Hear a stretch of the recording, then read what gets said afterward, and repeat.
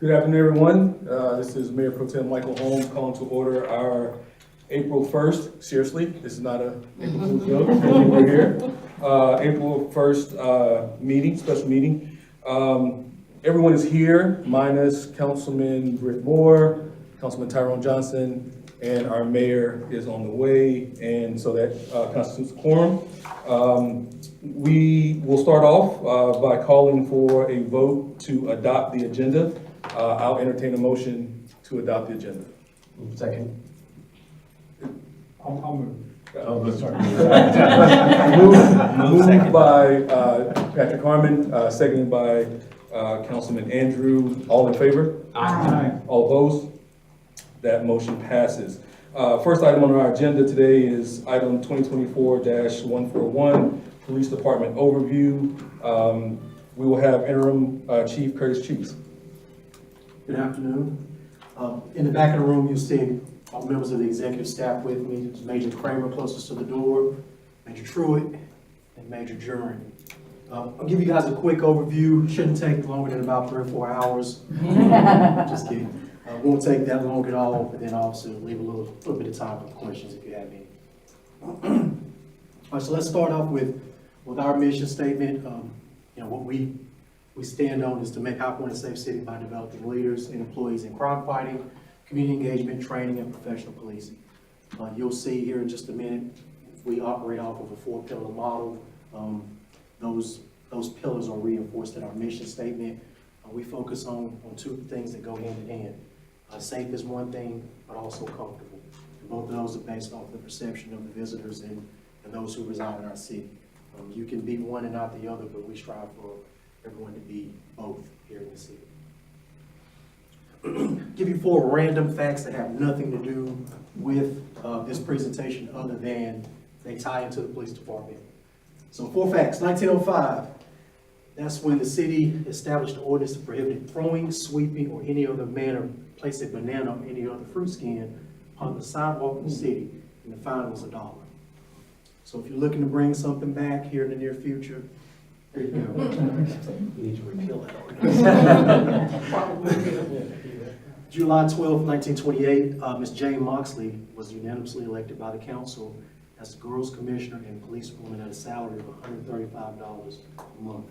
Just adds some perspective to what salaries have come.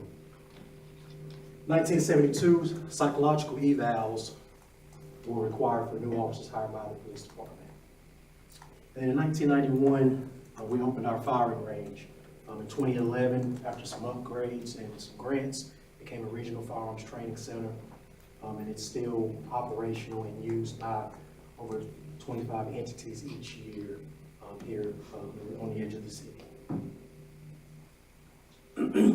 So our divisions, Major Truitt is over investigations, Major Jurin is over community, I'm handling support services, Major Kramer is over patrol, and I'm handling the Chief's office operations as well. And we'll talk in a little bit more detail here in just a second as far as what each division handles. So at the Chief's office, you have obviously your support staff, which is police attorney, professional standards, which is what we call IA. They handle all of the complaints that come in on officers. There's a captain and a lieutenant assigned. Their primary goal is to investigate any complaints, whether that's dealing with any perceived criminal violations by members of our department. That can be internal policy violations, or just complaints about the procedures and practices that our officers use. So that lieutenant and captain handle those complaints as they route through their office. Brian Beasley is our police attorney. Brian is the conduit that makes sure that even if I think something is a fantastic, fabulous idea, if it's a violation of the law, whether it's civil or criminal, he'll give best guidance as to what we should and shouldn't do and things that we should avoid. One of the more influential things, especially now with as young as we are as an agency, is every 2 weeks Brian pushes out a legal update. That legal update provides guidance to our young officers. Hey, here's what the Court of Appeals said, or here's this new general statute. Here's how it's best applied based off of the rules and regulations of the High Point Police Department. On to the operations side, again, each division falls and answers to the chief of police. So investigations, you see Truett there cheesing for you. It's kind of broken down with two commanders. We've got our Vice Narcotics Commander, who of course oversees our Vice Narcotics Unit, as well as our ABC detectives. ABC plays a big component for our city, especially when we are hosting events. It's got alcohol involved. ABC plays a major role in that. There's a couple things that factor into that. The primary thing is to make sure we follow the ABC laws so that an event is successful and everyone makes it to and from that event safely. Second part of investigations, we have our investigations section commander, and that's the bulk of our investigators there. So that's our violent crimes unit, which handles robbery and homicides, our property crimes unit, which also does digital forensics. That is the stuff you see on TV with getting into people's phones and things like that when they've been involved in a crime. Strategic intelligence unit, that's how we share information between our agency and other neighboring agencies. Our street crimes unit, which is, they're almost like our crime suppression team. Whatever the shift is, the problem is that's popping up, that's where we can direct them. And then our forensic section, which is our CSTs or our CSIs, our property and evidence room, which we house over 1 million pieces of property. So as you can imagine, having two ladies who do a fantastic job keeping up with every single item of evidence that we have until the case is adjudicated. Our ballistics section, which is fairly new for us. We've had some ballistic functions and features, but now we've stood up an entire operation to where a shooting happens here in High Point. We can do 90% of the testing, things like that here in our city, in our department, which helps us turn around the investigations quicker. And then our latent prints, same thing, our latent print examiner, highly certified, highly trained. He is the person that can match prints, good old-fashioned fingerprints that are lifted from a crime scene. Our community division, Major Jern's side of the house, she's got administrative assistant, a communications specialist. That's, what some may know as a PIO. Her job is to do what we do traditionally a pretty bad job of, is advertising the non-enforcement things we do out and about in the city. She handles our social media, also handles our media releases, and the never-ending job of coordinating and responding to our local media. Our Honor Guard, which is a volunteer unit, it falls under our community division as well. And then we have our community division commander, which oversees our community engagement unit, our housing authority officers who are assigned to the housing properties here in High Point, and then our school resource officers. A lot of times you think about the public schools that we have here in High Point, but our SROs handle the bulk majority of incidents and problems that happen at High Point schools. We have over 30 schools here in High Point. So just because they're assigned to one doesn't mean they won't leave that campus to go assist at another school that we don't technically have assigned via contract. Our community outreach officer handles our community outreach meetings, neighborhood associations, things like that. Special projects coordinator works with our organizations that want to hold events here in the city. We have a chaplain team. Our chaplains are great for us because, one of the worst parts about this job is when you have to deliver bad news to someone, and they are much better versed at doing that than the officer that just left that call 5 minutes ago. Our reserve officers, which help us with special events, 5Ks, furniture market, things like that.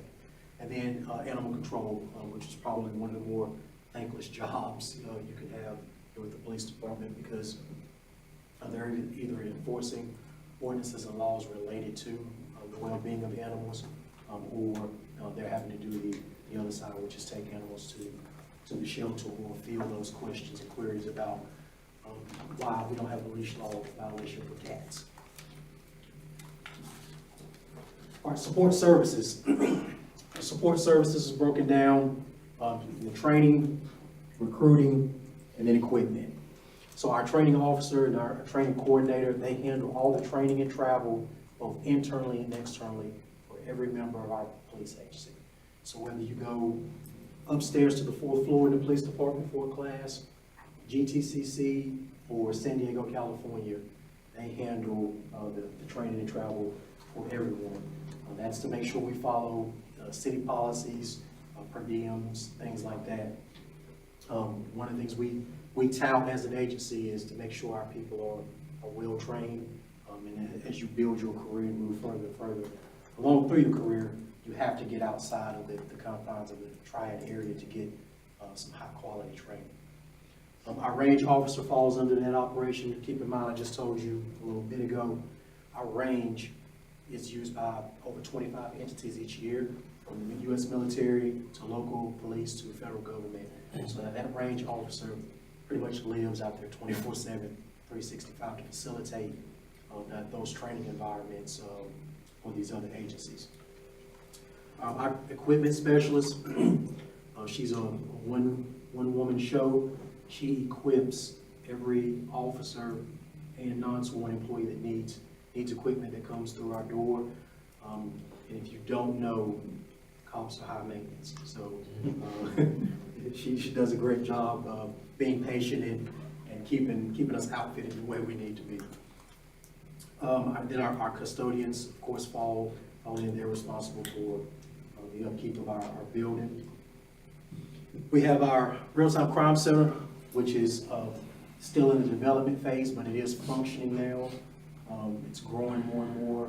Every day, more and more businesses are jumping on board, but it's housed under support services as well. We recently, within the last year, hired a building maintenance tech. He's been a joy to have. Larger building comes more problems, and cops break stuff. So he's been great with keeping us operational there. Our police information manager is over our records division. Those ladies vet and approve and oversee every report, every piece of documentation that our officers generate. We have a standard we must follow called NIBRS. There's a manual about this thick related to NIBRS, and we understand 0 of it. So they do a great job of letting us know what we need to fix to make sure it's compliant. So at the end of the year, when we're submitting our stats, they match up and they follow the guidelines that are provided. Our IT operations falls under our information manager. If you don't know, if you think about the number of officers we have at the police department, every one of them has at least one electronic device. And I say at least one because in some cases, you have a desktop computer, laptop computer, you may have a city-issued cell phone, these body cams now. So everything pretty much electronically, in most cases, connects to the network. And then, we've got passwords for everything. So that IT position is pretty important for us. The one person who everyone is always nice to all the time, our payroll specialist. Everybody knows from day one, she don't mess with payroll, so she gets whatever she wants. Our police information techs, they handle our warrant confirmations, stolen vehicle confirmations, things like that. Again, more the administrative process, but it's also the same stuff that can cause us trouble and headaches as an agency if we're not in compliance. And our patrol division. This is what everybody thinks of when they think of any police agency, because they're forward-facing. These are the black and white cars, and now the all-black vehicles that you see, lights and siren through the city. Major Kramer heads that up, but that also encompasses our SWAT team and our civil emergency unit. Those are volunteer teams. They're composed mainly of our patrol officers who volunteer for that extra assignment, that extra training. but that's also housed under our patrol division. And then our traffic unit answers to our commander for Adam team, which is a first shift team, and our K-9 unit answers to David team, which is our first shift on the rotation team. With the training environment, and especially with the number of vacancies we have, we're constantly in a hiring state. So we have 2 field training commanders on both of our second shift teams. If you don't know the way we're broken down, so we go Adam, Baker, Charlie, so that's first, second, and third. So you don't have to remember, some formula based off of what the name of your team is. That's what shift you work permanently. David, Edward, Fox, first, second, and third for the rotation. Our patrol teams overlap. So first shift works from 6 a.m. to 4:30 p.m. At 3 p.m., the second shift team comes in, and they work till 1:30 a.m. And at 8 p.m., our third shift team comes in, and they stay until 6:30 a.m. So during our peak call times, that's why we have the overlap built in. We have twice as many teams on the road. It helps us mitigate and manage problems. If we have a large scale event that takes more resources, we have the manpower working that we actually need. All right, so staffing and training. I talked briefly about how much we harp on training. This gives you an idea of last year, over 44,000 hours of training for the people inside of our agency. One of the things that we do that's still unique to High Point that a lot of agencies don't do, everyone in our agency is required to attend training. So if you are brand spanking new, you go to training that we have with our in-house program. If you are an assistant chief, the chief, in an administrative role as a sworn officer, you still go to training. We're all required to go. There's no exemption because of your role. Last year we started a mandatory training program for our civilian staff as well, to make sure we all get the same baseline of training. Our model behind having our training set up like this is if the worst event that could happen happens, no one in our building is looking saying, well, I don't know how to do that. If it came down to it, and we all needed to deploy as police officers, take rank out of it, we can all hit the streets and do what we need to do for the city. If you look at our sworn staffing, we've been operating around 75% capacity. Just last year, we had 10 retirements, 21 departures. We hired 31, and we ended last year with 35 vacancies. We're currently up to 40 vacancies right now with 5 pending retirements. We just had another person resign. So it's that constant ebb and flow of trying to get new folks in, which it takes about 1.5 years to get them trained up. But we don't let that cycle stop us. We haven't cut any services for what we're doing as an agency, and our goal is to make sure that we can provide every service that we need to as a police agency. Down here at the bottom, you see our education breakdown. High school being at 28%, 2-year degree 13%, 4-year degree 51%, master's degree 8%. One of the things we've really been pushing, especially with some of our newer folks coming in the door, because we think it helps build for that career longevity and progression, is the education incentives that they're offered through the city, some of the training opportunities that we can facilitate for them that help them get to that goal. We've made a couple of adjustments to help people see their career potential, and one of those things is now once you're no longer a probationary employee, we allow them to participate in a process for a special unit. Doesn't mean they'll be selected, doesn't mean they're a shoo-in. It's about participation. If you have that interest to be a detective or to be a K-9 handler or in a traffic unit, we want to harp on and expand on that interest as soon as possible and get you working toward that goal. The flip side is of that is we have an internal internship program, if you will. We call it Blueprint Pathways. And what that is an officer or an employee says, I'm interested in this other job that I don't currently do. They submit a memo through their chain of command, and so long as they're adequately performing at their assigned job, we start on-the-job training for them to see what it takes to potentially get to that other future role. Because again, 30-year career, you may not want to do the same thing all 30 years, but if we can keep you here doing those things, then it helps build that longevity, cuts down on some of that turnover.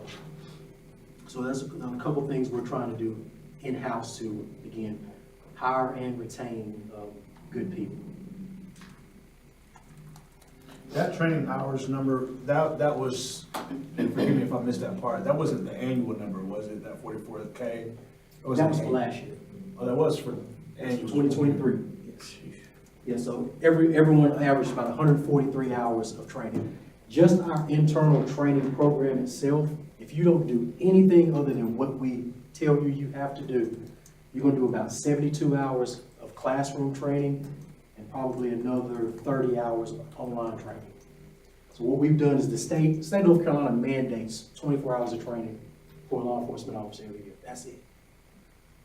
We take and we look at those topics, and out of those 24 hours, there's some stuff that if we have to do it and it's basically a PowerPoint, we do that online so that we can focus more time on the stuff in our in-person training that helps grow and develop.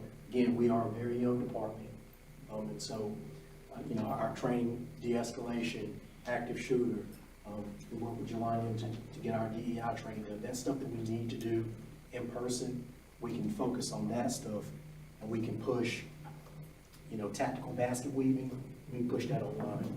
The state says we have to do it. That's not really right. But if the state says we have to do it, we're going to comply and do our part. But if we can do that in an online setting and spend a full day doing a reality-based, full-fledged scenario of active shooter, we're going to do that. And to do our in-house training, we have to do 7 sessions.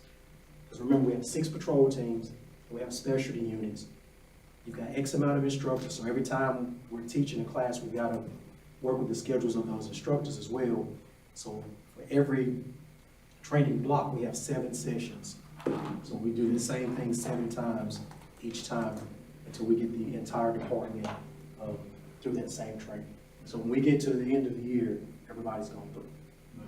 Chief, with the, thank you for that, the active shooter training, just given what we've experienced around the country in terms of forces having to deal with that, our training on that, part of my curiosity is, where were we prior to some of the events that we've seen? Did we respond and increase some of our training as a result?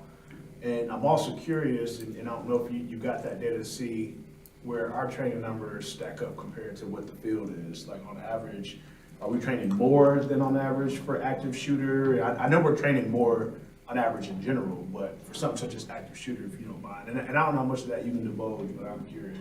Well, I'll cover active shooter first. Active shooter and domestic violence, some other things like that. We don't update our training, we refresh it with the trends, if that makes sense. So we're constantly looking at if something happens in another state, we're reaching out, we're finding out what exactly happened, what can they divulge to us, so that we can incorporate that into our next training session to make sure that if that happens, that's not the first time our officers have seen it, right? And so we're constantly updating. We can do active shooter in 2022, 2023, 2024. It doesn't look the same each year. We're not going to use the same presentation. We may touch on some of the same skills, if you will, but the goals, the objectives are going to be slightly different based off of what that trend is at the time of what seems to be emerging. As it relates to other agencies around us, other than specialized training that you just need because of your tenure in the field or because you've reached a certain level because of specialty, we don't go to anybody else to train, they come to us. And I don't say that to brag, but I am bragging. I mean, there's a reason why we have a regional firearms training center, and we're not the biggest city around here.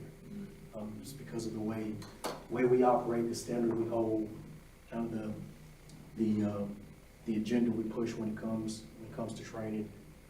Some agencies have caught up now, but before, we were one of the few agencies that required you to actually qualify with a rifle before you carried a rifle.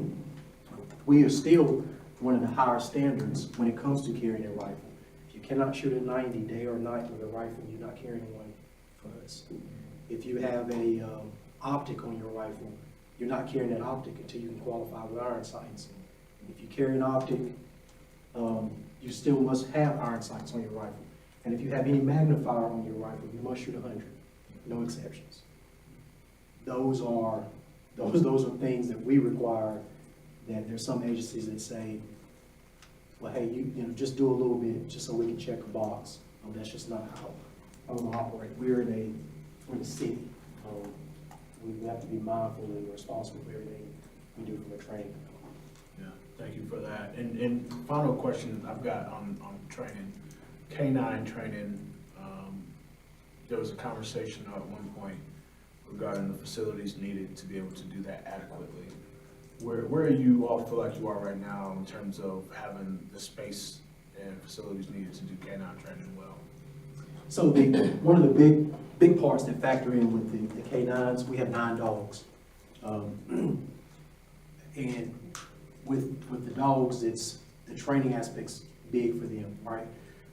At Leonard, one of the only advantage we had at Leonard was we had a large area out back where the K9s had a training area set up. They still have access to some extent to that. So that's the biggest thing, is that space. That space was fenced in because, again, you know, with our dogs, while they're social, when they're in that training environment, they're working, you know, things like that. You know, even at community day, you know, when we're doing demonstrations, you know, we still use our officers to make sure everyone gives the dog enough room, things like that, you know, just from a liability standpoint. So the biggest part is that space, but those guys do a great job of maintaining relationships and making sure they can access, you know, space and, you know, fields and stuff that are confined or off the beaten path that they need. There's some space, forgive me for digging into this, but it's not often that we get to ask these questions as a whole body and dig into it. There's space near the new police department where we've got some property, but to my knowledge, it's not assigned for anything at this point. It's certainly not fenced in, to my knowledge. Are you all able to utilize that space right now, or is it because it's not set up for it, you can't? And when I say near, I think it's like You're right talking about behind directly it. behind it, that's the site that was identified for the future Westchester Park that backs up to the back of the police department. It's wooded right now. I think it has like a steep incline that kind of drops off the back of that property back there. So I don't know how advantageous that would be for the department to be able to use it for training for the dogs, just because of the topography in that area. I'd be curious because, and granted, we're probably a ways away from anything that happens at that old Leonard Street site, but at some point that's gonna be something else. And I'm very curious, and maybe you all are talking about it and thinking about it, but if we can be read in on how we can support you all with that to ensure that you and your team have the adequate facilities to be able to train your canines. I'm aware that, like you said, at Leonard Street, that was a major advantage. It was a lot of acreage out there, it was fenced in. With the relocation, like you said, you're still using some of it, but once that gets developed, that's offline. And just trying to think about how we can support that going forward. So that's a piece on my mind. If we don't have answers today, I think that's fine. I don't have an answer for you today. I can check with them, and I'm sure they'll have ideas, suggestions. So I'll definitely check with them. As you might be surprised by this, but I don't go to K9 training. That's not a position I'm interested in. I'll let them play with those dogs. But I'll definitely check with them. Appreciate that. And there was one other thing you said. You mentioned young department. Was that young in terms of experience or age? Both. Both. Yeah. Yep, no, I mean, patrol team wise, we're probably averaging, Major Kramer, correct me if I'm wrong, but on average across all 6 teams, we're probably between 3 and 3.5 years of experience. And so, What should that normally be? I'm just curious. years When I- and when I say- years ago, we were probably around 7, maybe a little bit more, depending on which team you were looking at. Yeah. And so, when I started, and obviously it's been 20-something years ago, but when I started, it was, don't think about certain specialty positions until you've been here 5 years. Whereas now, we're like, hey, listen, once they're off probation, let's get them thinking about those specialty positions, because when someone retires, things like that, we don't want to thrust them into a role they're not ready for, they don't realize what they've signed up for. So that's where that internship comes in at, and we're pushing and promoting. Chief, I'm glad you said that, because I think one thing that we don't think about enough when it comes to retention is succession planning. And the earlier we started, the more likely we are to retain officers who are looking for career advancement. So rather than having that kind of arbitrary ceiling of 5 years of service before we move, I think it's really good practice to go ahead and start identifying your high potential officers early and getting them into the advancement pool. So I think that goes a long way, not only for those officers, but also incoming officers that show that advancement is possible. Yes, yeah, we definitely want to encourage those, again, that are young to stay and develop, but also if someone feels stagnant at a neighboring agency, we don't openly talk against any other department. We can just magnify here's what we have to offer as an agency. All right, so police beats. I know you all often look at wards. We break the city down into 6 beats. And geographically, what we looked at when we went to this deployment model is balancing out the calls for service so that we can be effective on our response time. So to give you an example, our emergency or priority calls, our average emergency response time is about 2 minutes, 12 seconds. Right? And that's from anything we consider a priority call, from a hold-up alarm to a shots fired call, things of that nature. Our response time for non-priority calls is around 7 minutes. So our goal, again, is to be as efficient as possible, even as we navigate staffing. We still want to be able to get to people when they call and they need us, because there's no situation more important than the situation you're in, right? For us, it may be, this could have waited 30 minutes, but once the call comes in, our objective is to get there and to be able to evaluate that. Now, one of the things I'll touch on a little bit later that we are looking at is we're close to implementing a system that will help us kind of offset some of those calls that don't require an actual police officer to go out and be there on the scene, because that will allow us to handle some of these other calls that do require us on scene a little bit quicker. You can see our top 10, what we call self-initiated calls for service. That's our proactive approach. Traffic stops is number 1. Historically as a city, we don't drive well. It's just that's the nicest way to put it. To give you context for that, last year we ended the year with more traffic fatalities than we did criminal homicides. And so, we want to be able to influence that pattern of behavior. If you've ever sat at a red light and watched it turn green, how many people actually stop? Right? While on the cursory level, it's, tie goes to the runner.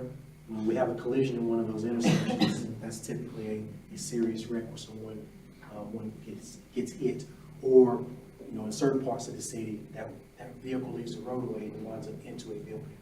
So those are the things we want to avoid. Special checks, school safety checks. We talked a little bit about active shooter. School safety checks, we put those in solely to have a proactive approach that was reasonable and that we could be consistent at throughout the course of the year. And what those involve is us checking out and checking the parking lots surrounding areas of the 30-some odd schools that are here in High Point. We only have SROs assigned to a handful of them, but what we don't want to do is wait for the call and hope that there wasn't anything we missed. So by being there, being present, we drive through those parking lots of the schools now. The teachers are used to us, the administrators are used to us. They know which unmarked cars belong to our detectives because they know we're driving through, around and behind these schools. And then, you know, on a nice rainy day or, you know, slow, cold morning, it also allows you the opportunity to go and walk through the hallways real quick and just be a presence, be seen. That's not something you can readily measure, but there's no telling the impact you have on if someone is at that location with ill intent. And then community related, something else I'll bring up. Up until about 4 years ago, we didn't track how many non-enforcement calls we were on, where we just engaged with the community. So we started doing that as well. The bottom two, you can see our top 10 actual calls for service, and then our calls for service break down by month. You can see kind of when we peak, when we slow down a little bit, if you will.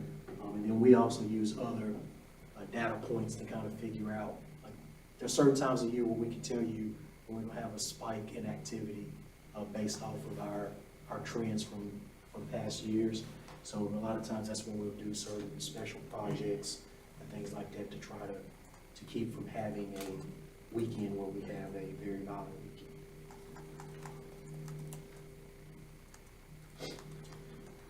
weekend. All right, so take a look at, here's our comparison from 2023, how we finished up compared to the year previous. At the very top of the chart, you see our impact property crimes, burglaries, larcenies, motor vehicle thefts. And so we had an 8% reduction in total for last year. But keep in mind, each year for us, comparison-wise, is the previous year. So when I talk about or tell you we've had 4 straight years of impact crime reduction, that's 1 year compared to the next, compared to the next, compared to the next. Not just that, hey, this last year we had a reduction. So our measuring stick is constantly driving those numbers down, trying to stay up on and ahead of those trends that drive and impact those crimes. You know, like right now, you know, one of the hot button things is motor vehicle thefts involving juveniles, and there's 2 particular car models, right? You get on YouTube and find videos of basically how to steal those particular cars. You know, so we try to be proactive. Our patrol commanders come up with ideas and work with our crime analysts to try to figure out what areas do we need to try to be in and around at night to try to prevent those types of things from happening. Because those have a long-term, you know, effect on your crime stats. If I have a friend and I tell him I've had success doing this particular crime in this particular area of this city, then that's just going to invite more and more people to be involved in. And at the bottom, you see impact violent crime.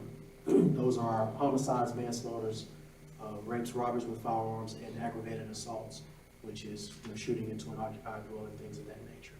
And we had a 15% reduction on that last year. You'll see I'll talk about here in just a second our focus on illegal firearms. There's a direct correlation with that and these numbers. So guns, everybody's favorite topic, right? We had to take a hard look at not only what we were doing, but how we were doing things several years ago. And we revamped our model. One of the things we did, so we have an officer assigned to the ATF as a task force officer. He is sworn as a High Point police officer and as an ATF agent. That allows us to adopt cases more easily through federal prosecution. But one of the things I did was I took one of our detectives and reassigned him. He is our gun detective. So every gun that doesn't meet the federal threshold and comes into our agency, he reviews that case. He's involved in the test fires, the traces of those firearms, the follow-ups, things of that nature. to make sure that whether it's the state level or the federal level, we're not missing any opportunities to do a couple things. Be proactive and get in front of young people.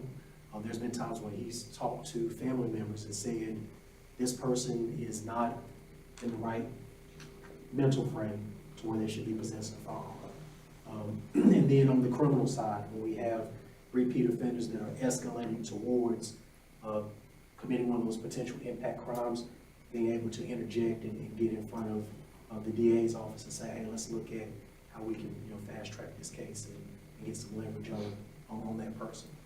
One of the things we looked at several years ago, one of the first indicators for us here at High Point were a lot of our individuals, especially our younger individuals that went on to be involved in aggravated assaults or homicides, their initial charge was carrying a concealed gun. And then it was an escalation from there. So you can look at our gun numbers by years, but in 2023, 581 gun-related crimes, 506 guns seized, and 923 shell casings. What we've seen is a direct correlation between, as we're seizing and focusing on those illegal guns, the number of shell casings that we're picking up on the city streets has declined. For every bullet that's fired, that's got the potential to seriously harm someone in their life. So we don't want indiscriminate shooting. We don't want shooting, period, in the city. But we definitely don't want indiscriminate shooting where we've got people hanging out of cars and just shooting as they drive down the road. You can see we've had a 55% reduction in shell casings collected, all the while we've been able to seize more and more illegal firearms.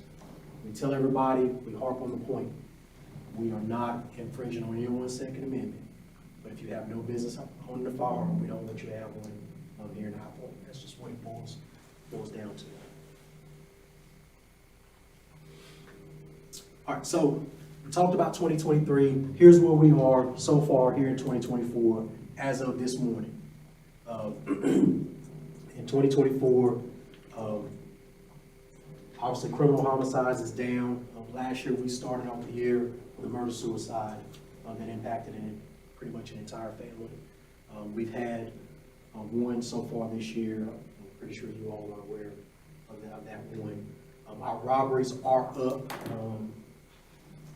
It says 38%, but when you look at it, we had 16 this time last year. We have 22 this time this year. And those are the types of things that when we see an increase like that, as we look at this from week to week, we look at other patterns, trends, things that we can interject on, other names that keep coming up where we need to get in front of certain people. And the biggest one I talked about a minute ago, if you look down the bottom, motor vehicle thefts, the trends right now with motor vehicle thefts are problematic. We are working with obviously neighboring agencies to try to tamp that down. Part of the issue or problem is, in a lot of those cases, if not all, we're dealing with juveniles. And so, the regulations that govern them is a little bit different. There's more steps to that process. We can pick 3, 4, 5 of them up out of the stolen vehicle. Chances are, though, they're going to be released within a matter of hours. The state has guidelines and a point system to confine them, and a lot of times these parents they're struggling to maintain control of them. So, that's something we're working through and working at, but it's a process, it's a task. So our violent crime, I'll point out to you real quick. We always talk about our focus deterrence model. Do we still use it? Does it still work? What's the impact? In 1997, you'll see is when we first started Violent Crimes Task Force. What you're looking at here on this chart is our index crime. Our property crime is the blue bar that you see, and the red bar that you see is our persons crimes. The side margin over here shows the population compared. So as you see, each iteration of a focused deterrence model that we've implemented, our index crime has decreased. You look at anything, that's how you want to see if your business model works. In 2019, 2020, it's when we started our newest implementation of focused deterrence. And you can see that's where we've had our decline for the last 4 years. So we still actively work with CAB, we still use and leverage our community resources and partners. Does it look different from what we did in '97 or what we did with DMI in 2003? Absolutely. But it's finding those next trigger points to make sure that what we're doing has the desired effect on our city.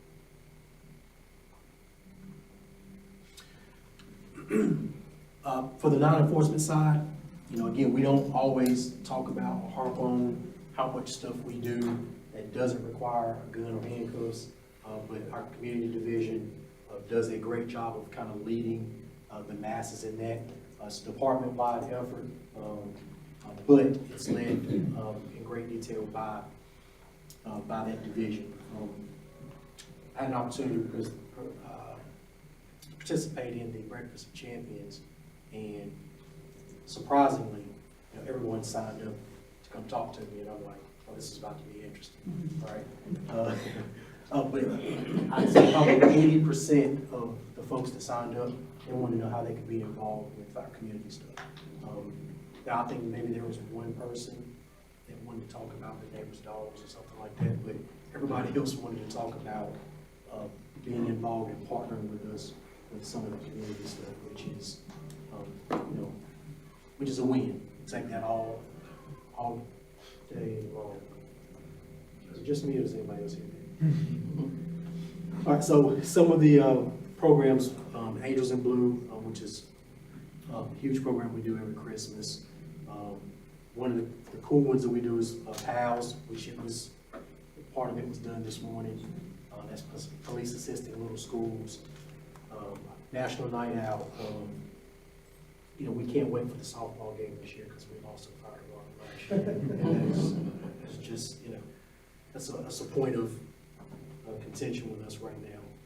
We do community presentations.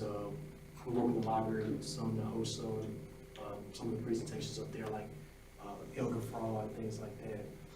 But there's a lot of those things we do. Child safety seat installation.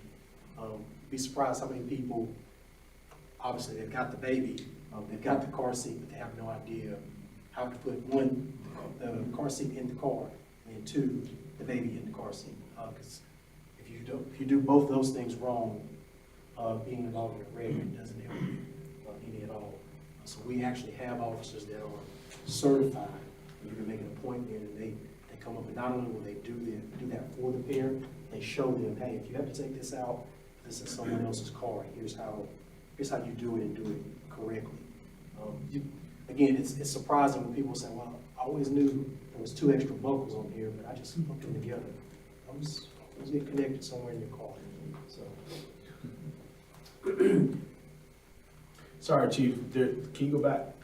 I just wanted to make sure I wasn't tripping, because I see one very big item missing here, and I see the person up on screen is Officer Toll, and so I just think it's ironic that we forgot that he is our current most famous dancer in the city. Did I forget that? We actually presented a departmental commendation this afternoon at a community inspection to Lieutenant Robert Twinkle Toes Toll. There you go. There you go. Robert Toll did Dancing with the High Point Stars in February for communities and schools, where they raised a whole bunch of money to help prevent dropout from schools. And Lieutenant Toll was fantastic, man. What do you call Twinkle Toes? Twinkle Toes Toll. Okay, that was fantastic. That was incredible, honestly. Him being a part of that, and I think the police department has been a part of that almost every other year. I think they had, Now, have we seen you in it yet, Chief? No, and sounds like volunteering. I don't see it happening. Okay, all right. Let the record reflect. I'll be a judge. How about that? All right. All right. So to change the subject from me dancing, a couple of my focus points for us. and I'll touch on it real quick and then I'll wrap up. Number one, operational readiness. Make sure we have focused training to prepare for impactful events, proactive traffic enforcement throughout the city, self-initiated investigations to deter impact crime, and then work towards an alternative response model that minimizes police involvement in mental health calls for service. Major Jurin has been tackling that challenge, and that's something we're trying to steadily work towards. So Chief, where are you in that kind of process of that, in terms of developing an alternative approach for folks with a mental health crisis? So is that still a couple years out? We've developed a model that we think will be best applied here for us here in the city. We're working with the partners that will need to be involved to make sure we have the commitment from them, because we want to make sure it's sustainable. And then we'll work to identify positions and things like that. So can I give you a hard timeline right now? No, but we're pushing to make sure that, one, we want to do it as quick as reasonable. Two, we want to make sure that it's sustainable and we don't just throw something out there. Our community engagement, continue school safety checks, enhance external education and communication efforts, representation and participation at community events, making sure we can, obviously calls for service, kind of drive whether our patrol officers are able to get out there, but, the events where we can just stop by, swing by, say hey, because we don't have to do a report, nobody has to go with us, but just that, kind of that presence piece of, hey, we support anything positive out here in the community, just trying to make sure we continue to do that. And then highlight our non-enforcement efforts, because again, we sometimes don't do the best job of that. Professionalism and innovation, we've just switched our body camera vendor to Axon. Doors is the online reporting system I was telling you all about that we're very close to implementation on, and then you've heard enough about our real-time crime center. All of those things will help us maximize staffing, accountability, and professionalism. We've established a review process for our policies and SOPs to make sure every one of them hits on a regular cycle, so we don't get out of date and develop any bad practices.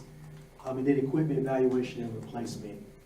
Traditionally, sometimes in some other years, we've done good with purchasing equipment and bad with planning on how we were going to replace it when it all expired at the same time. So working those things again. Then the staff part, we've talked about, the development, increasing experience and exposure. We just shuffled some leadership around, some lieutenants and captains. But part of that is in 2 to 3 years, they don't know what their next assignment, role, or function may be. The old litmus test is, if I get hit by a bus tomorrow, the PD still opens. It's clean, putting stuff in a box, and let's go. So are we training people adequately to where we don't miss a beat as an organization? And then we've talked about helping young staff see their potential here with the organization. Any final questions? It's like there was a discussion about when there's like a minor traffic accident, sort of non-police go out and folks get trained to deal with kind of low-level traffic accidents, so the police aren't having to respond. Or am I just making that up in my head? No, we've talked about civilian traffic enforcement as well. Again, it's we have to have a priority list and kind of the time for the research and implementation. Right now, that mental health response piece is the higher priority, and then some of these technology projects that we were already going down the path of is getting some of that stuff checked off before we tackle the next item.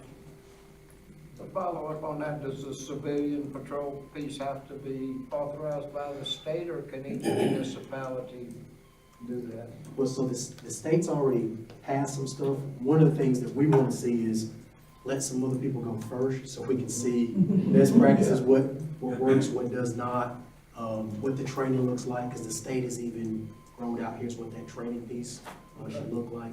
Because again, we want to be efficient with it, but we want to make sure it's sustainable. With the state law that was passed with that, you know, one thing that needs to be evaluated is looking at the type of accidents that you have in the city. If I'm not mistaken, it limits, like damage to less than $1,000 in order for your civilian traffic investigators to be able to respond to that. And, you know, when you think about, you know, things that happen now, even if you hit a mailbox in a car, that could possibly be above that amount.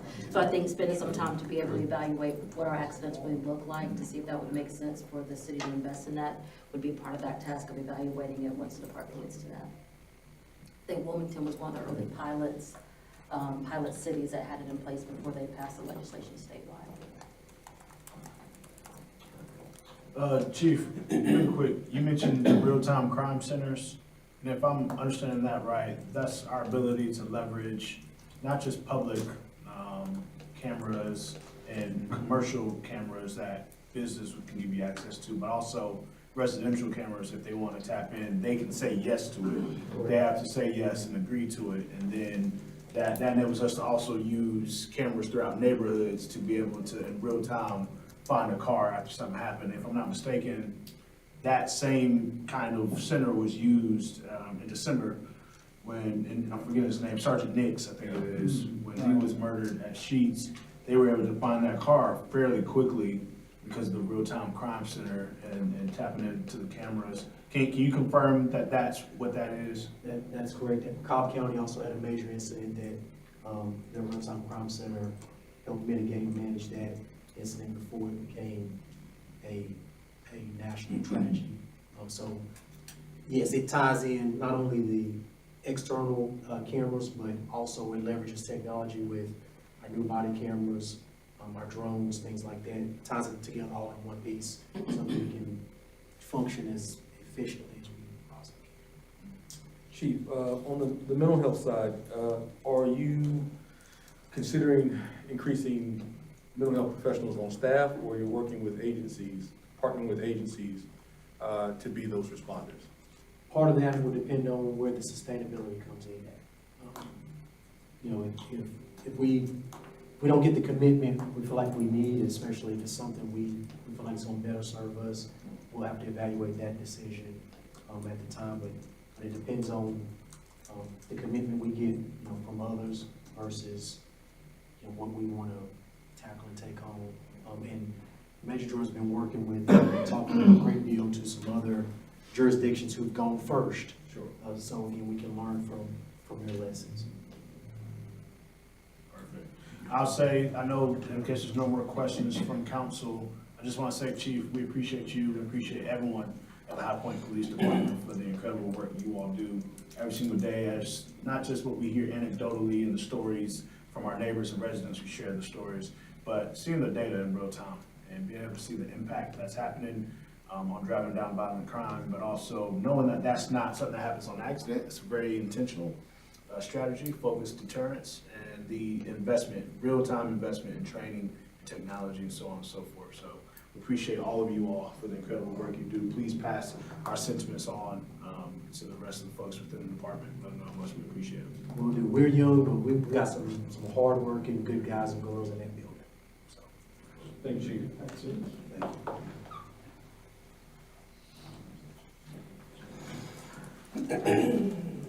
Chief, you know, they give you 5 lessons for free if you choose to dance. This is free. This thing's live stream, so I'll keep that in mind. Hey, good seeing you. Thank you. Thank you. Okay.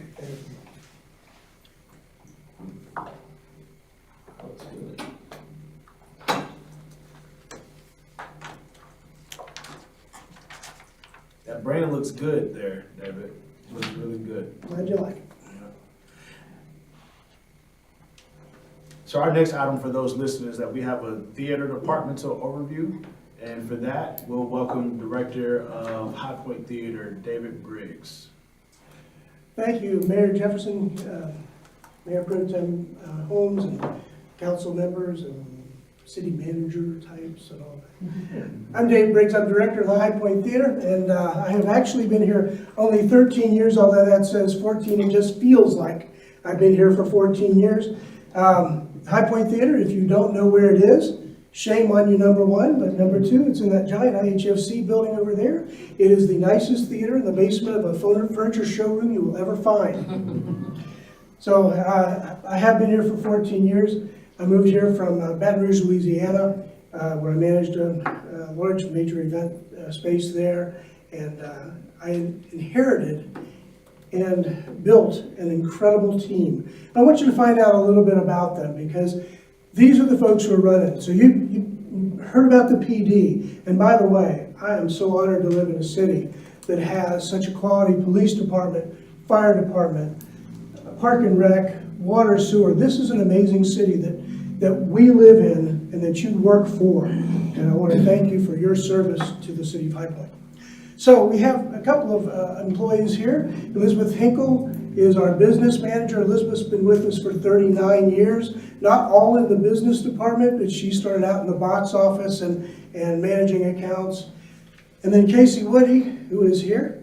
Casey is our box office manager. The box office is the economic engine of the High Point Theater, and without Casey's professionalism and the work that she does, I don't think we'd be where we are, and that's an honest truth. I have an incredible staff. I am very proud of them, and as I tell people, they make me look good, which isn't always easy to do. Over here, these are my Jason Irons, who's been with us for about a year and a half. He's a graduate from UNCSA, but has been in the business for almost 30 years himself. He came to us from High Point University. Jason handles our in-house events. So when I book a show that's a High Point Theater event, Jason does all the advance work for that. So he talks to the tour managers. He works with the tour managers to find out what the back line is. Backline is drums and amplifiers and microphone requirements and staging setup and so on. Carl House is our senior production manager. So Carl's been with us for 10 years now. It's hard to believe, Carl. Carl also serves as our facility manager and coordinator. So he handles working directly with our maintenance program and with housekeeping, as well as handling all of our rental events. And I guarantee you, we have a lot of rental events. So whenever somebody calls me and they say, hey Dave, I want to do a show. We want to have a meeting. And then I put it in the calendar. I put all that information together. I turn it over to Carl. And he and his team work on putting together all the information that's necessary for that event. And the goal is, of course, to make all events seamless, because that's what the audience wants, that's what the client wants, what the patron wants. Next up is Melinda Burgess. Melinda is here. She's been with us for, has it only been a year and a half? 4 years. Okay. If I could read, I would be dangerous. So Melinda's been with us for 4 years, and she started out in the box office as a box office associate, and we were very fortunate to be able to groom her into the position of house manager. And so she took over for Karen Rimmer a couple of years ago and has done great things for us, for our concessions. She also handles our volunteers. And we couldn't operate a theater without volunteers. Honest to goodness, we couldn't open those doors if we didn't have a number of volunteers. So our friends of the theater, our volunteers groups, are all scheduled through Melinda, and she does an absolutely excellent job. Christine Swanson is a new box office associate for us. She also does some hospitality management. So when Melinda needs an extra hand, she jumps on board and helps her out. I'll jump over to Joseph Angel. Joseph is also a box office associate. And again, they pull double and triple duty sometimes. So when we've got dance competitions coming in, Christine and Joseph also come in to help Melinda run these events. Now, when I say dance competitions, I want you to understand, dance competitions load in on Friday at 9 a.m. They dance until 11 at night. They come in on the next morning at 7 o'clock. They're not out till 11 p.m. And then they do the same thing over on Sunday. So it's a lot of time, a lot of space. used, and these folks do a great job. Rokia Worthy, now I have Rokia written down as our marketing coordinator. She's actually a communication specialist for the city of High Point. A little history with this, we used to have a marketing coordinator who was with the theater. In order for us to get a full-time marketing position, I gave up my 30-hour-a-week marketing person so that they could have a full-time person. And Rokia's doing a bang-up job. She handles our social media. She and I meet with all of our various clients and our vendors, for whether it's the news and record or the radio stations. We work with all the social media outlets and so on, and getting all the press release information out. And of course, Ryan Ferguson is a big part of that as well. And I really thank Ryan for being here, but also serving on that team. So our clients and customers. And I'm sorry I'm rushing this a little bit, but I knew Chief had a lot to talk about. And you guys can come over and visit with me anytime. I'll be happy to give you a tour. I'd love to do that. So we've got a lot of different things. We bring the community together for performances, meetings, meals, and special events. And truly, kind of going into the tagline, we bring the world to High Point. So I like that. See some of the things. So it includes Miss North Carolina. This is the scholarship program. Miss North Carolina USA is waning right now. We're not sure what they're going to be doing, but they have issues at the top that don't affect us. We're currently working with the North Carolina School of the Arts. Stevens Center is closed down for at least the next 3 years and maybe 4. I've done a lot of building renovation. It's going to be 4. We also work with Arts North Carolina Presenters Consortium, North Carolina Triad Theater Guild, all kinds of dance recitals and competitions and recitals, and also the Visit High Point. And so all of these folks are not only our clients, but they're also help us with our patronage. So I wanted to talk a little bit about challenges. The High Point Theater will turn 50 years old next year, and that's pretty old for a performing arts venue. You may not think about that. I mean, this building here is 52 years old, I believe, and we're looking to replace that. So the High Point Theater was built in large part by Southern Home Furnishings when they wanted to do a space, and so the city granted them the ground lease to use that to build the theater, and they did that. So we've got some issues that we're trying to address. Some of those are in capital improvements. We've got a splittering stage floor. We've got pictures. If you'd like to come see it, I would encourage you to do so. Refurbishing or replacing seating. These are high dollar ticket items. And it's something that we have to look for. We haven't replaced seating. We refurbished the seats back in 1988. So it's been a while. We're doing pretty well trying to keep up with them. But when seats fail, we can't get parts. So we've cannibalized seats from the balcony to help make sure we have a full bowl in the lower level. We have a loading dock lift. There's not a picture of that. But if you're looking at the stage at the theater from Hamilton Street, you're going to see a large roll-up door. That large roll-up door is it 10 feet, Carl, above ground? 8 and some inches. Yeah, below grade. So a truck comes in, we have a lift that comes up, stuff gets rolled onto it, rolled down onto the stage and gets onto the stage. It's 50 years old. It needs to be replaced. We can't find parts for it. If it goes bad, we're looking at a real expense. Security cameras and door access. You heard the chief, and recently you guys have seen things in the news.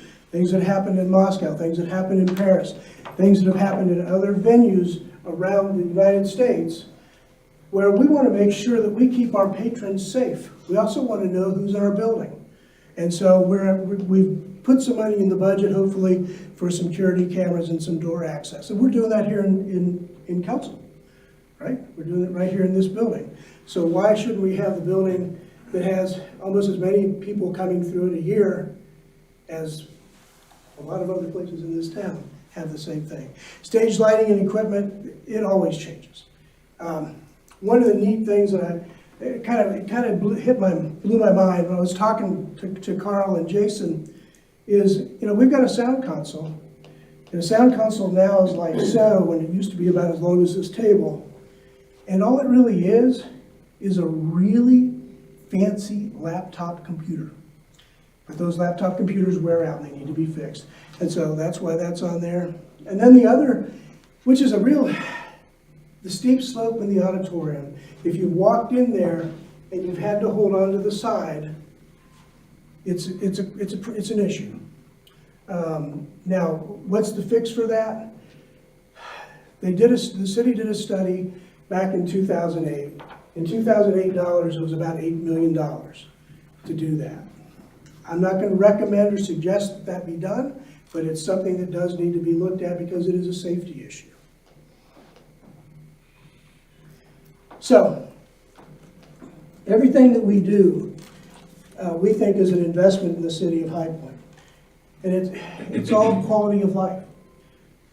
The fire department's quality of life, the police department's quality of life, the library, park and rec, the museum, the theater. Those are all quality of life issues. So these guys over here are incredibly data driven, and I love that. It scares me sometimes, but I love that. So this is just High Point Theater by utilization. And the blue line represents the number of events, and the gray line is the number of days utilized. So in 2022-23, that would be fiscal year FYE 23, we were busy 220 dates a year, had 337 events. That means we had days we had multiple things going on. 2021, 311 events, 194. This is really interesting. 2020 and 2021, we think of those as being the dead days because of this thing called COVID. But yet we stayed pretty darn busy at 271, 192. And 2019, the numbers for 2019 would have eclipsed any numbers we ever had. Because 2019, 2021, we were literally on a roll.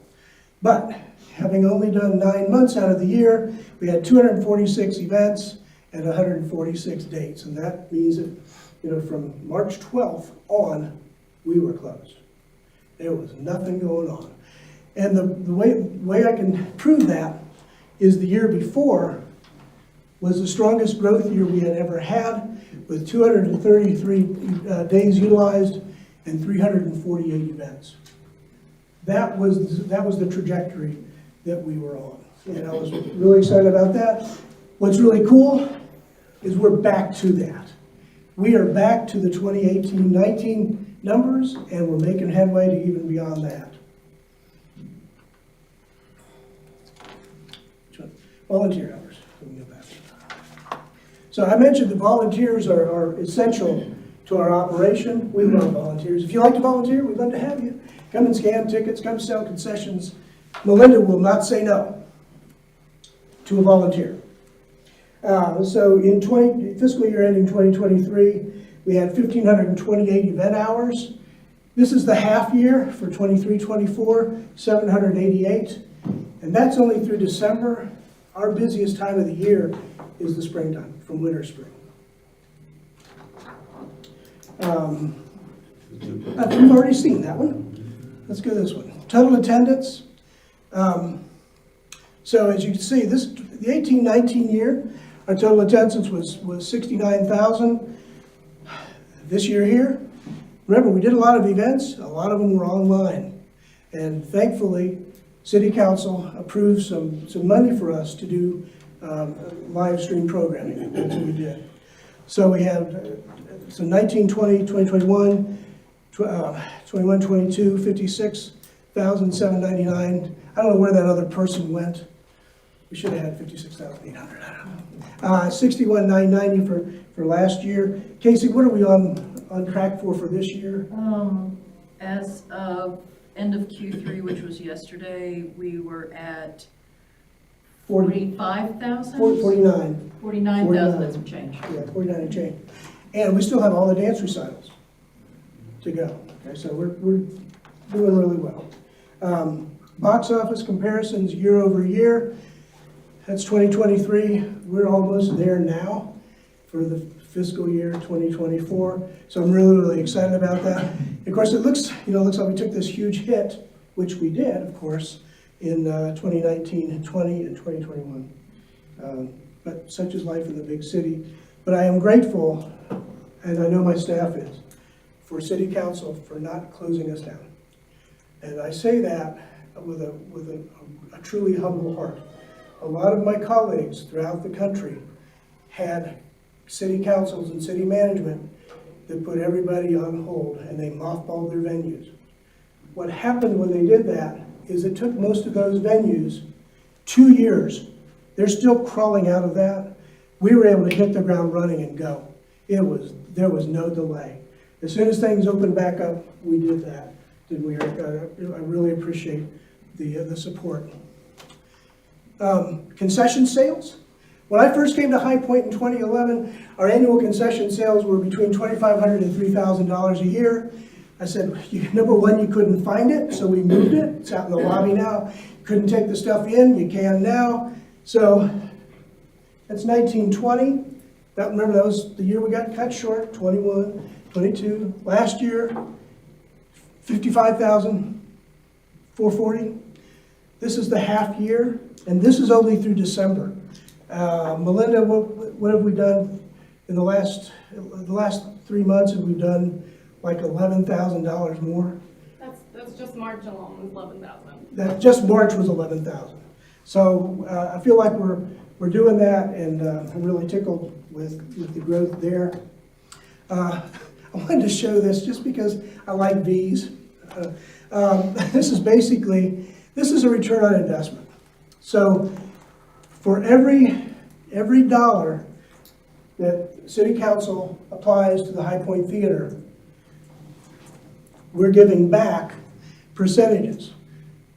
As of January 2nd, for this year, we've given back 45%. 2023, 44%. 2022, 45%. 27, 51. That's what we're giving back. And that's what's important. For every $1 that we spend at the High Point Theater, our economic impact for that is $8. So that's essential. That's why keeping that theater going, keeping these incredible professionals working is a great thing. And then this is basically the same thing, only I'm going to go to questions here in just a minute. Just to tell you, give you a dynamic of what our expenditures to revenue are. Questions? David, thank you so much. This is fantastic. I've got great comments that I want to share, but I want to get to the questions because I know we're short on time. The issues with safety and security needs at the theater, some of those I saw mentioned doors, cameras, access, some of that. How much of that is a potential short-term fix? I know some of this is... I think all of that is short-term fix. Well, short-term in that we can do it soon. It's going to be a long-term help. Right, that's what I mean. Yes. It's something that we can do in the short term. It is. And it's not cost prohibitive because it would take restructuring the building or something like that. Right. I was, even this past year, I was trying to figure out a way to squirrel away some equipment dollars so that we could do it in-house. I couldn't come up with enough to make it feasible to do it all at one time. Yeah. And we're gonna get that number here, I guess, in a couple months, right, Madam Manager? We have the capital numbers, yes. Okay. Is it? I'm just curious. It's like, I'm not gonna sleep if I don't know it. Is it pretty 65 significant? It's like $65,000. It's not. It's under 100,000. It's under Oh, 100. okay, great. And the floor's around, we've got, our quotes right now are like 4 years old. So we'd like to get new quotes on that. But the flooring that we liked was between $45,000 and $60,000. So, I mean, they are feasible. Yeah. The piece of equipment right now that's causing me the most angst is knowing whether this lift on backstage is gonna happen. And by the way, one of the things that's in the capital improvements was to fix the loading dock. Don't worry about that, because IMC, or whatever they're called, Anmore, they change their name every 3 months. is going to be fixing that next, not this coming summer, but next summer, when they reface this wall. So I'm happy about that. We actually got some support from them. They're also going to be replacing the storefront windows at the theater as well when they reface, thank you, Greg, reface that. Sorry. I was just gonna say, incredible work getting back to pre-pandemic numbers. I think, I mean, some of us were here when we got the call that we were gonna have a $7 million shortfall in taxes because of 2020. And we did make the decision. We had the political will to say we're not closing down the theater, we're not closing down museums, we're not closing down libraries. These things matter. And so we appreciate you all in terms of seeing the ROI, the box office gross. I did have a quick question, sorry, because I know we gotta get somewhere. Box office gross number, that's not just shows, those are event rentals too, That's right? everything. So if someone rents out No, the. that's only box That's just office. box office. So we're Just tickets If and, we go back, sales tax and that. so if we go back here to this number, Yeah, what's which your is rental? revenue and expenses. Yeah. So the revenue is the green. Yeah, So, let me look it over here where I can see. I just had eye surgery, I'm sorry. So the revenue was 322.02 for the first 6 months of this year, 568.6 for 2023, 526.9 for 22, 66.8 for 21. So those are your revenue numbers. So those numbers. the expenditures, this is what you guys allotted us. yeah, That's what council allots us, yeah. and then that's the profit or loss. And that's where I get That's the where you get the 45%, 51%, 51%, et cetera. I was curious when you disaggregate to know the event rental numbers we bring in, but that, we're fine. Yeah, 'Cause I I think, get that. yeah, I think whenever we get to budget, we'll be able to look at that a lot Exactly. more. So, thank you guys as well. The economic impact numbers are pretty stark as well. $8 driven, $1 spent. So we appreciate you all so much. Thank you. Thank you, David and team. Let me ask this question before we do this. Madam Manager, this item for closed session, is it an item that we could take care of after our regular meeting? We can take care of it after the regular meeting. There's Awesome. actually two items to discuss there, but we can do them afterwards. Okay, so we would need to leave this open? Let me ask this question though, because, and this is all just a matter of parliamentary, we have a closed session at the end of our regular. So we would, They do can- we have to adjourn our regular to be able to go back into the special, or could we just take care of? That's on this agenda, right? Or can we do If it in it's not 7 covered. minutes? Yeah. So you can either leave it open and we can revisit the special meeting and finish it, or at the beginning of the meeting where we adopt the agenda, we Could can we make move the this closed session adjustments. item into that closed session? We could add it to the regular meeting. To the regular meeting closed session? Closed session. Yeah, because we already have a closed session, okay, so I'm actually gonna make that I mean, recommendation. it's been advertised that it's gonna happen as part of the special meeting, and special meetings and regular meetings are separate. So, I would say the most conservative way to do it is just to leave this open, but if you wanna go ahead and close it, we can handle it with the adoption of the agenda. What I'm trying to avoid is having to do the entire closed session within the regular and then have to come back to do the special after that, because then that means you got a whole bunch of people waiting who may have to be in the conversation for this special meeting closed session. And Madam Manager, I'll ask your discretion, how many of your staff have to be in this discussion here? 3? Yeah, see, and the one later that's for us to do personnel only requires 3. The 3 of us. Yeah, so Okay. what I don't want to do is do you and then have to ask all them to wait. So what we'll actually do is make the recommendation that this closed session item, we'll just, when we adopt the agenda, move it to the agenda for closed session during regular meeting, and we'll adjourn the special meeting. Does that make sense, everyone? And then do that first. Yes, we'll do that first. That way, the folks who are waiting, like deputy manager and some other folks, we can go ahead and do it as soon as we get into closed session on regular, then we can go to personnel after that. Does Yeah. that make sense? We'll just be sure to make that clear during the adoption. Yeah. Happy So to if make that anybody, clear. yeah, for the public. Okay, can we get a motion to adjourn special meeting? Second. Motion made by Mayor Pro Tem, second made by Councilmember Johnson. Any discussion on the motion? Now, all those in favor, please signify by saying aye. Any against? The ayes have it, and we are adjourning our special.